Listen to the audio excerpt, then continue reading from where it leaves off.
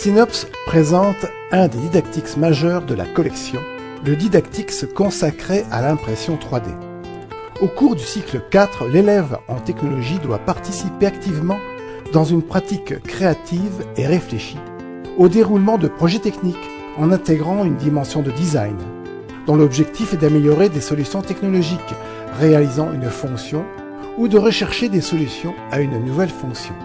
Dans cette thématique, design, innovation et créativité, la démarche de projet est privilégiée et une attention particulière est apportée au développement des compétences liées à la réalisation de prototypes. Les compétences abordées par ce didactics sont nombreuses et l'enseignant a le choix de choisir lesquelles il validera pour les disciplinaires ou les compétences du socle. La progression pédagogique proposée par ce didactics est très complète. La séquence numéro 1 aborde l'histoire et l'évolution de l'impression 3D. Un petit tour d'horizon, rapide, des procédés, amène tout de suite la couleur et l'ambiance des apprentissages à venir. La séquence numéro 2 apporte de la connaissance technique générale sur les divers procédés techniques existants dans le domaine de l'impression 3D. Ceci permettant d'éviter que l'élève ne voie l'impression 3D par le simple procédé à fil fondu. La séquence numéro 3 est un petit inventaire des diverses machines disponibles sur le marché de l'imprimante industrielle à l'imprimante familiale que l'on trouve partout sur le net ou dans les magasins de bureautique par exemple. Ensuite, les choses plus importantes et plus graves commencent, avec la séquence numéro 4 qui détaille la technique permettant d'obtenir un objet imprimé. Les séquences suivantes proposent à l'élève de concevoir, de personnaliser et d'imprimer après un dessin guidé dans SketchUp un premier objet.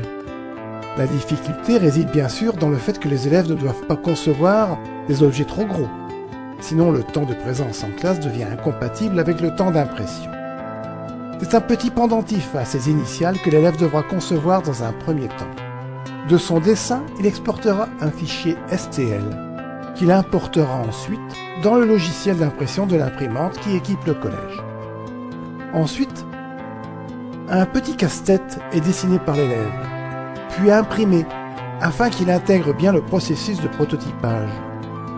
Il s'agit, en ce qui concerne cet objet, de la fameuse croix de Charpentier en version réduite justement pour pouvoir imprimer également dans des temps raisonnables. La dernière séquence est consacrée à un travail de création de documents sous OpenOffice ou LibreOffice. L'élève doit réaliser une jolie mise en page de la solution de son casse-tête, la croix de Charpentier. Ce didactics est donc une source de ressources et d'activités clés en main pour le professeur de technologie.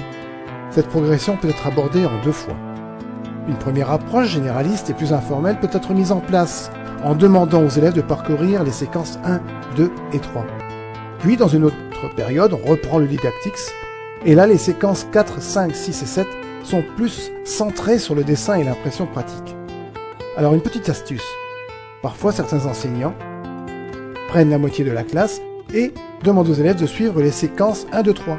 Et l'autre moitié suivent les séquences de 4 à 7. Ce qui permet de ne pas avoir tous les élèves qui impriment en même temps et d'étaler les longues impressions. Ce didactics permet à l'élève de travailler à son rythme et d'intégrer tout ce domaine de l'impression 3D. L'élève est autonome et ne demande la présence du professeur que pour l'aider parfois dans son dessin ou pour valider quelques questionnaires et activités qu'il aura remplies sur les connaissances qu'il a acquises. Ce didactics est détaillé sur le site Xinops et il est en vente sur le site Technologie Service.